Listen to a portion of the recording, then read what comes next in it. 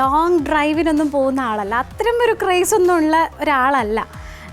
ഞാൻ പറഞ്ഞല്ലോ, എൻ്റെ ആവശ്യത്തിന് വേണ്ടി ഡ്രൈവിംഗ് പഠിച്ചു കഴിഞ്ഞപ്പോൾ വളരെ കംഫർട്ടബിളാണ്. സ്വന്തമായിട്ട് പോവാം, വരാം, നമ്മുടെ കാര്യങ്ങളൊന്നും വേറൊരാളെ ഡിപ്പെൻഡ് ചെയ്യാതെ ചെയ്യാം. അങ്ങനെയൊക്കെയുള്ള ഒരുപാട് പ്ലസ് പോയിൻറ്റ്സ് ഉണ്ട് ഡ്രൈവിംഗ് പഠിച്ചു കഴിഞ്ഞാൽ, പ്രത്യേകിച്ചും സ്ത്രീകൾക്ക്. പിന്നെ ഞാൻ ഈ പറഞ്ഞ പോലെ എനിക്ക് ഒരു ക്രേസ് ഒന്നുമല്ല. അത്യാവശ്യം സിറ്റിയിലൊക്കെ കൂടിപ്പോയാൽ ഞാൻ ആറ്റിങ്ങൽ വരെയൊക്കെ ട്രിവാൻഡ്രത്ത് പോയിട്ടുള്ളൂ തനിയെ ഡ്രൈവ് ചെയ്ത്. ലോങ് ഒന്നും അങ്ങനെ തന്നെ ഡ്രൈവ് ചെയ്ത് പോവാറില്ല. അങ്ങനെ ഒരു താല്പര്യം എനിക്ക് ഉണ്ടായിട്ടില്ല.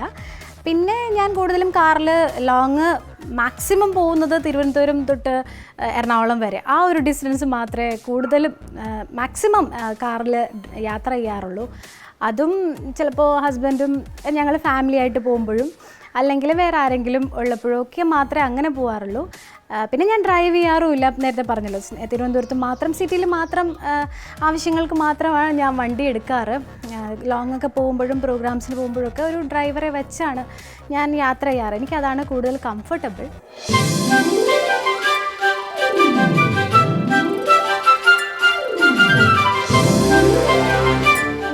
പാട്ടൊക്കെ കേട്ട് വളരെ റിലാക്സ് ചെയ്ത് ഡ്രൈവ് ചെയ്യുന്ന ഒരാളാണ്. അധികം സ്പീഡിലൊന്നും പോവില്ല. എൻ്റെ കംഫർട്ടബിൾ ഒരു സ്പീഡെന്ന് പറയുന്നത് ഒരു 40-50 ആ ഒരു സ്പീഡിൽ മാത്രം ഡ്രൈവ് ചെയ്യുന്ന ഒരാളാണ്. വളരെ സേഫായിട്ട് മാത്രമേ പോകാറുള്ളൂ. എൻ്റെ കൈകൊണ്ട് ഇതുവരെ, ദൈവം സഹായിച്ച് ഇതുവരെ വലിയ അപകടങ്ങളൊന്നും, തട്ടലോ പോറലോ ഒന്നും അങ്ങനെ സംഭവിച്ചിട്ടില്ല വലുതായിട്ടൊന്നും. പിന്നെ അപകടങ്ങളുടെ കാര്യം പറയുകയാണെങ്കിൽ ഈ അടുത്ത്, അത് എൻ്റെ കൈകൊണ്ട് സംഭവിച്ചതല്ല, ഞാൻ ഈ അടുത്ത് ഒരു മാസം 1.5 മാസം മുമ്പ് കണ്ണൂർ വെച്ച് ഒരു പ്രോഗ്രാം കഴിഞ്ഞ് വരുന്ന വഴി ഡ്രൈവറുടെ അശ്രദ്ധയായിരുന്നു, കുറച്ച് ഓവർ സ്പീഡായിരുന്നു. അങ്ങനെ ഒരു അപകടം, ചെറിയൊരു അപകടം എന്ന് പറയാൻ പറ്റില്ല, അത്യാവശ്യം നല്ലൊരു ആക്സിഡൻ്റ് ആയിരുന്നു സംഭവിച്ചത്. ഭാഗ്യം കൊണ്ട് മാത്രം രക്ഷപ്പെട്ടു. കാരണം സീറ്റ് ബെൽറ്റ് ഇട്ടത് കൊണ്ട് മാത്രമാണ് എനിക്ക് ലൈഫ് സേവ് ചെയ്യാൻ പറ്റിയത്. അതുകൊണ്ട് ഇപ്പോൾ ഞാൻ ബാക്ക് സീറ്റിലിരുന്നാൽ പോലും സീറ്റ് ബെൽറ്റ് ഇടാൻ നിർബന്ധിച്ച് എല്ലാവരോടും സീറ്റ് ബെൽറ്റ് ഇടാൻ പറയാറുമുണ്ട്, ഞാനും ഇടാറുണ്ട്. എന്തായാലും അങ്ങനെ എൻ്റെ കൈ കൊണ്ട് അങ്ങനെ ഒരു അപകടം ഒന്നും ഇതുവരെ ദൈവം സഹായിച്ചുണ്ടായിട്ടില്ല. ഈ പറയുന്ന പോലെ ഒരുപാട് സ്പീഡിലൊന്നും ഡ്രൈവ് ചെയ്യുന്ന കൂട്ടത്തിലല്ല ഞാൻ. പാട്ടൊക്കെ കേട്ട് വളരെ റിലാക്സ് ചെയ്ത്, ഇപ്പോൾ കൂടെ ആളുണ്ടെങ്കിൽ, മോൻ കൂടെ ഉണ്ടെങ്കിൽ അവനോട് എന്തെങ്കിലുമൊക്കെ സംസാരിച്ച് അവനിഷ്ടമുള്ള പാട്ടൊക്കെ പ്ലേ ചെയ്ത് അങ്ങനെയൊക്കെയാണ് ഞങ്ങളുടെ യാത്രകൾ.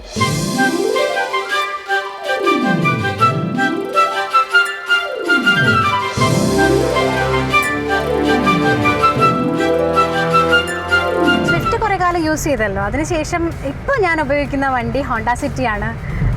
ഏതാണ്ട് 5 വർഷത്തോളമായി ഹോണ്ട സിറ്റി യൂസ് ചെയ്യുന്നത്. വളരെ കംഫർട്ടബിളായിട്ട് ഞാൻ ഈ വണ്ടി ഇപ്പോൾ ഉപയോഗിച്ചുകൊണ്ടിരിക്കുന്നത്. എൻ്റെ സന്തത സഹചാരി എന്ന് വേണമെങ്കിൽ പറയാം.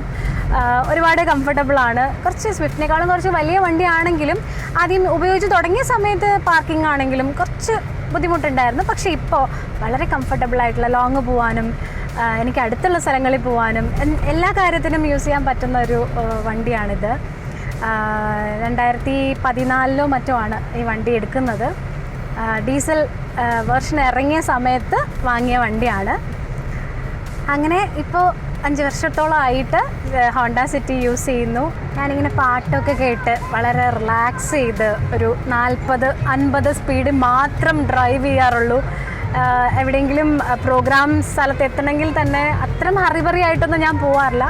ഒരു പാട്ടുകാരി ആയതുകൊണ്ട് തന്നെ പാട്ട് എപ്പോഴും പ്ലേ ചെയ്ത്, വീട്ടിലാണെങ്കിലും റേഡിയോ എപ്പോഴും വെക്കും, കാറിലാണെങ്കിലും FM-ഓ അല്ലെങ്കിൽ എന്തെങ്കിലും CD-യോ എന്തെങ്കിലും പാട്ടുകൾ എപ്പോഴും കേട്ടുകൊണ്ടിരിക്കണം എന്നുള്ളത് എൻ്റെ ഒരു ആഗ്രഹം, എൻ്റെ ഒരു ഇഷ്ടമാണ്.